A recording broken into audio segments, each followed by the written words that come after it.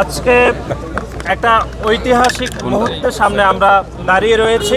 বিশেষ করে আপনারা জানেন যে গত 17টি বছর বাংলাদেশে যে গণতান্ত্রিক আন্দোলন হয়েছিল, সেই গণতান্ত্রিক আন্দোলন অগ্রযাত্রায় আপনারা দেখেছেন যে বাংলাদেশে 3টি অবৈধ নির্বাচন হয়েছিল। বিশেষ করে 2014 সালের একটি বিনা ভোটের নির্বাচন, 2018 সালের একটি নিশিরাতের নির্বাচন এবং 2024 সালের একটি আমিডামি নির্বাচনের পরে আপনারা দেখেছেন যে অগণতান্ত্রিক ব্যবস্থা কায়েম হয়েছিল এবং জুলাই এবং আগস্টে ছাত্র জনতা তাদের নিজের বুকের রক্ত দিয়ে যারা প্যাসিবাদ তৈরি করেছিল সেই প্যাসিবাদকে তারা বিদায় করেছেন।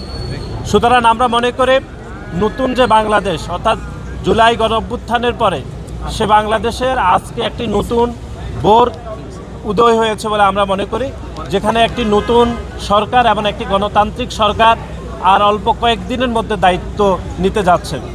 আমরা এই যাত্রায় মনে করছি যে 1975 সালে যেরকম বাকশাল কায়েম হয়েছিল এবং বাকশাল কায়েমের পরবর্তী সময়ে শহীদ রাষ্ট্রপতি জিয়াউর রহমান যেরকম বাকশাল বিলুপ্ত করে যেরকম একটি গণতান্ত্রিক অগ্রযাত্রায় বাংলাদেশকে সামিল করেছিলেন, ঠিক একই ধারায় আমরা লক্ষ্য করেছি যে গত 17 বছর যারা প্যাসিবাদ কায়েম করেছিল সেই প্যাসিবাদের আন্দোলনে আমাদের দলের চেয়ারম্যান জনাব তারেক রহমান নেতৃত্ব দিয়েছেন এবং সেই প্যাসিবাদ থেকে বাংলাদেশ একটি নতুন গণতান্ত্রিক যাত্রায় যাচ্ছে বলে আমরা মনে করি এবং আগামী কয়েকদিনের মধ্যে নতুন সরকার দায়িত্ব নেবে।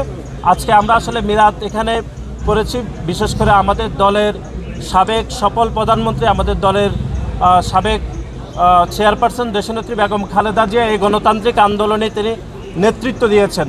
ওনার বিদায় আত্মার মাগফিরাত এবং যারা গণতান্ত্রিক আন্দোলনে শহীদ হয়েছেন তাদের বিদায় আত্মার মাগফিরাত এবং দেশবাসীর নিকট আমরা তাদেরকে শুকরিয়া আদায় করছি দেশবাসী যে তারা বাংলাদেশ জাতীয়তাবাদী দলের উপর আস্থা রেখেছেন, সেজন্য আমরা আজকে মিলাদ আয়োজন করেছি।